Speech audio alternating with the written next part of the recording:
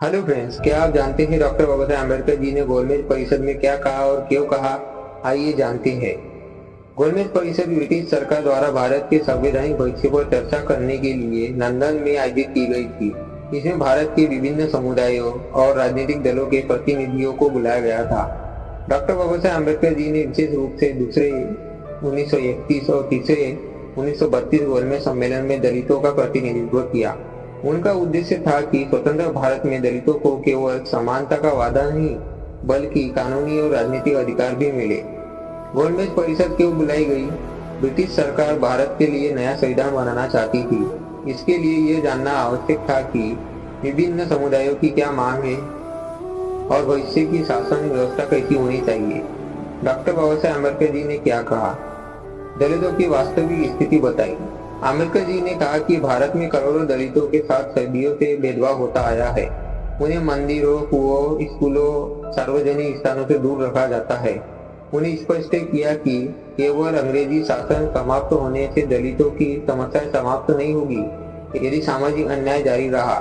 राजनीतिक अधिकारों की मांग की। उन्होंने कहा कि दलितों को केवल दया या सहानुभूति नहीं बल्कि संविधान द्वारा सुरक्षित अधिकार मिलने चाहिए। उनकी प्रमुख मांगे थी पृथक निर्वाचक मंडल, विधानसभाओं में आरक्षित सीटें, सरकारी नौकरियों में उचित प्रतिनिधित्व, शिक्षा में अवसर, मौलिक अधिकारों की संवैधानिक सुरक्षा। उन्होंने कांग्रेस की आलोचना क्यों की? डॉक्टर बाबा साहेब अम्बेडकर जी ने कहा कि कांग्रेस पूरे भारत का प्रतिनिधित्व करने का दावा करती है लेकिन दलितों की वास्तविक समस्याओं का समाधान नहीं कर पाई है। उनका तर्क था कि दलितों को अपने प्रतिनिधित्व स्वयं चुनने का अधिकार होना चाहिए। उन्होंने कहा कि लोकतंत्र तभी सफल होगा जब हर नागरिक को समान सम्मान, समान अवसर और समान अधिकार मिले। अम्बेडकर जी का मानना था कि यदि दलित प्रतिनिधि केवल बहुसंख्यक समाज के वोटों से चुने जाएंगे तो वे दलित समाज की समस्याओं को स्वतंत्र रूप से नहीं उठा पाएंगे। इसलिए उन्होंने अलग निर्वाचक मंडल की मांग की ताकि दलित अपने प्रतिनिधित्व स्वयं चुन सके। गांधी जी और अम्बेडकर जी के बीच मतभेद।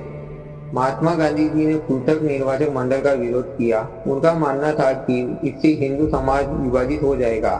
अम्बेडकर जी का मत था कि राजनीतिक सुरक्षा के बिना दलितों के अधिकार सुरक्षित नहीं रहेंगे। इसलिए मतभेद के बाद 1932 में पुनः पैक्ट हुआ जिसमें पृथक निर्वाचक मंडल के स्थान पर आरक्षित सीटों की व्यवस्था स्वीकार की गई। गोलमेज परिषद का महत्व क्या था? पहली बार दलितों की आवाज अंतर्राष्ट्रीय मंच पर मजबूती से उठी। दलितों के राजनीतिक अधिकार राष्ट्रीय बहस का विषय बने। आगे चलकर संविधान में समानता, मौलिक अधिकार, आरक्षण और सामाजिक न्याय की व्यवस्था के लिए महत्वपूर्ण आधार बना।